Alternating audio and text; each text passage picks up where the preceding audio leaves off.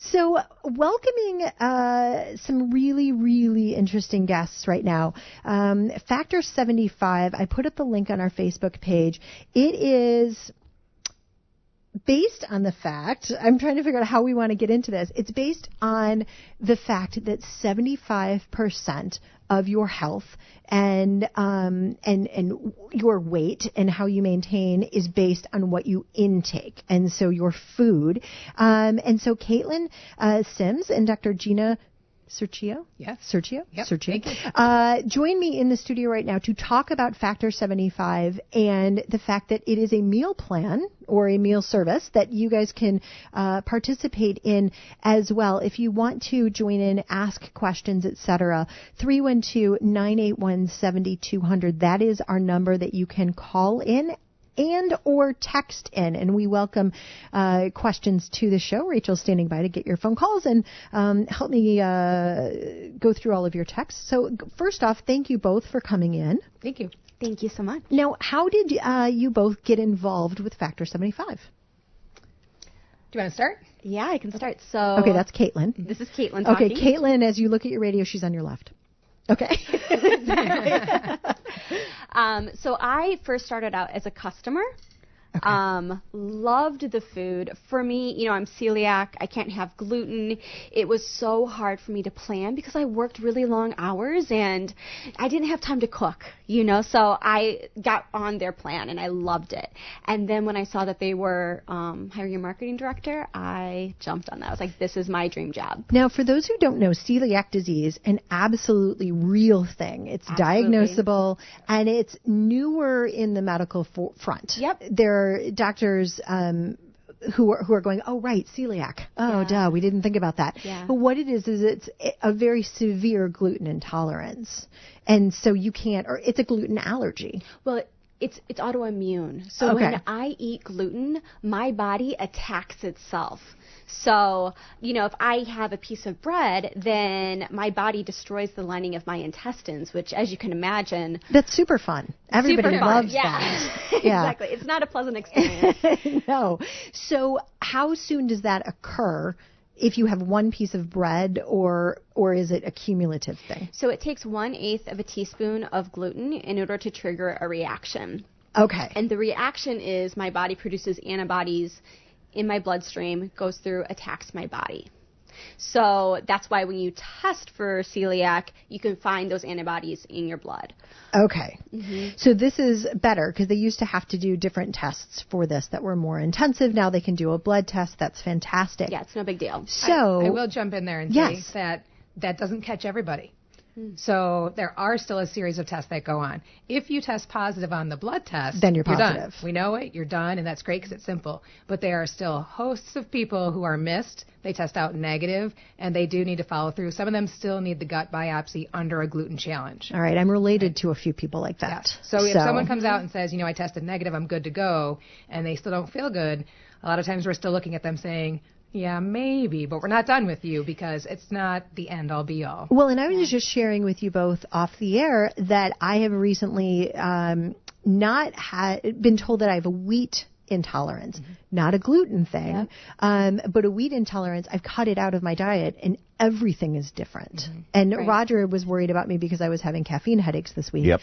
That's all better, Roger. You can stand down. I'm okay. Okay, good. But the wheat, my skin feels different. Everything is different. And I feel like I'm able to eat less because I'm satisfied with what I am eating different. This is what was fascinating to me about Factor 75 because you guys were kind enough to send some meals over for Rachel and I to try. And I ate one, which was a normal portion. And I was completely nourished and satiated. And I didn't have munchies later. It was fantastic. Tell me what goes into putting these meals together. The basic of it is that it's actually real food. And I think when people either cook for themselves or they eat out, they like to omit an entire food group. And this goes back to, well, this should all be fat-free. Oh, no, it should be all very low carb. It should be this. And people are following so many different rules. They don't know where they came from. The TV says one thing and so says something else, and the magazine said a third thing, that by the time people are in their kitchens or shopping or at a restaurant, they don't know what to pick first. And so they try to pick the little heart healthy insignia on the menu or whatever it is, and they hope for the best. But often you overeat. As a nation, we are superiorly overfed, and we are very undernourished. The nutrients aren't there. So when you do eat a meal where the nutrients are dense, you were talking about the butternut squash lasagna that we all love. Amazing. That one has, the nutrients are in the butternut. They're going to be protein in the turkey or in the, in the beef, whichever one you choose. You're going to have all kinds of different seasonings that are not artificial, but actual sage and thyme and rosemary and actual herbs that are also plants. And all of that's anti-inflammatory. All of that has vitamins for the body. And you eat it and you feel good. And you can step away from the table and feel good and not feel like you still need that one more thing. You said something that I want to go back to for a quick second, the heart healthy symbol that's on so many different packaging. So frequently they're doing things like they're eliminating certain fats or they're reducing sodium. Mm-hmm. But to do that, they're putting in a lot of chemicals into the food that are upping the flavor that we feel like is missing now because they reduce the sodium, et cetera, that are doing other things to our bodies that we don't necessarily understand, but might be making us crave other foods. Right. Well, and I think what people need to understand is that food is a chemical, right? Plants, food, trees, anything out there, it really has a chemical basis. And how your body interacts with that food is going to have everything to do with your health. So if it's an actual something from nature, it's an actual plant that grew all by itself without GMOs and all the things that humans have done to our food source. Mm-hmm. If it is a real food and we eat that, your body speaks that language. It can break it down, it can use its enzymes, it can digest it, it can absorb it, and you thrive. Or we tamper with it, we spray it, we fiddle with it, we break it down, and then we're surprised when our body doesn't feel good or doesn't thrive. And I don't know why we're surprised, but we should be, because you've just eaten a bowl of empty nothing, and you're like, wow, I'm still hungry, and I don't feel good, right? So Why am I not feeling great after these fire Cheetos? Exactly. Yeah, exactly. All right, we are talking with ladies referring and referencing and talking about Factor 75.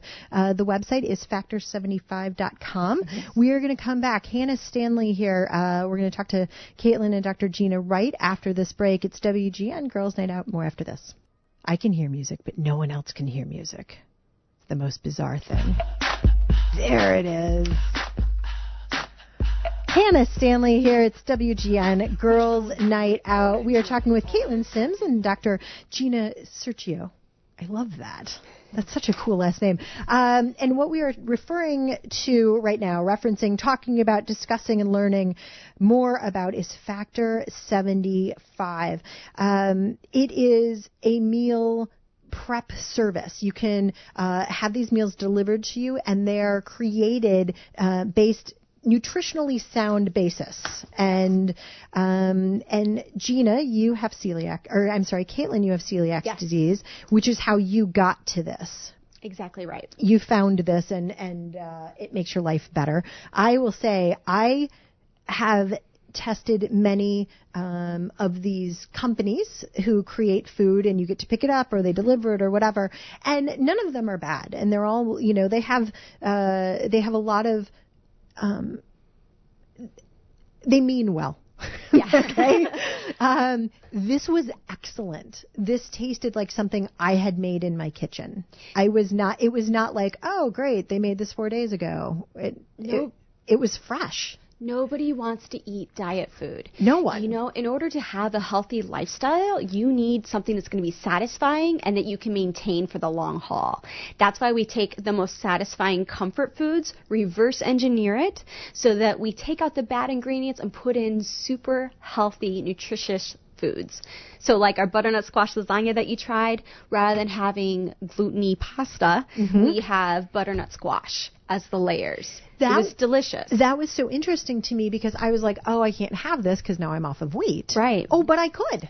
Exactly. That was right. fantastic. I can still get my lasagna fix, and right. That's awesome. And it does fill that spot. I mean, you feel like it's dense enough, it's heavy enough. You feel like you've definitely eaten a meal, not this sort of holds the sauce I'm trying to eat. Right. I mean, it replaces it. No, absolutely. So I put up, and I had a radicchio salad with quinoa, and oh my God, it was amazing. I did not feel like I had missed out on anything, and I was satisfied. Factor 75 is what we were talking about. I have a link on our Facebook page right now, which is WGN Girls Night Out, and you can go on there and follow us. Or you can also just go straight to factor75.com. Tell me how this works. So how this works is, a lot of people come to us and they say, how do we use you? Yeah. And when you look at the 21 meals that you have to eat this week, you don't plan for every single one. You're going to go out to dinner, you're going to have business lunches, but there's holes where you're exhausted when you come home from work and you don't want to wait that hour for delivery. And you also don't want to feel bloated and terrible. We're in your refrigerator and you can pop it out in 3 minutes. You have this super tasty, nutritious meal that you can eat. So we recommend people order 5 meals, put them in your fridge. Use them when you need them. Use them for those holes in your week that you haven't planned. A lot of people like to use it at work for their lunches.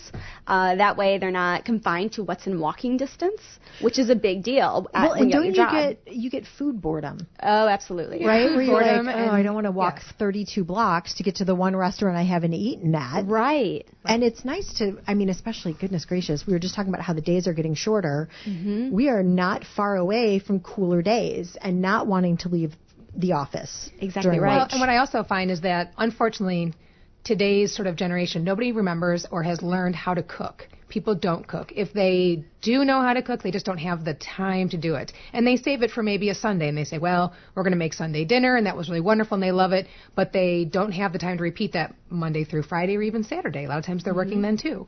So it is nice also, then I'll have plenty of patients order it and say, have this either in the work fridge or in the home fridge, and this is just so that you have something, so at the last minute you're not looking for something that's out at a takeout place. You're not trying to just eat crackers, that you have nothing left to go with. And you giggle, but I know lots of people that have crackers for dinner. I can't say how many times I've tried to make dinner out of mustard. It doesn't work. Yes, it doesn't work. Not work. It doesn't work. And everyone thinks that they're going to chef something up out of the cabinet, and then eventually they don't eat anything. What they if eat it's something oyster garbagey. crackers and hummus? At least you're getting At least they're getting the hummus. Yes, Right? Just go for the exactly. hummus. But it is, and so this way if people have something, even just a few in the freezer that they keep, it's a real meal. There's vegetables there. There's produce. There's protein. There's fat. It's balanced in that regard. And it was made from real food. It's not being preserved. You really can't just leave it in the fridge for 17 weeks. It'll be moldy, which is great. It means it was food. I love when things go moldy because it means that it wasn't preserved. Right. Exactly. When you have the apple that hangs out on your counter and about 4 weeks later, you're like, wow, it's still actually good. It's a little mushy, but it's concerning. Yeah, very just concerning. slightly. So our meals are delivered fresh. They come in chilled packaging. You put them in your refrigerator. They're great for 4 to 6 days.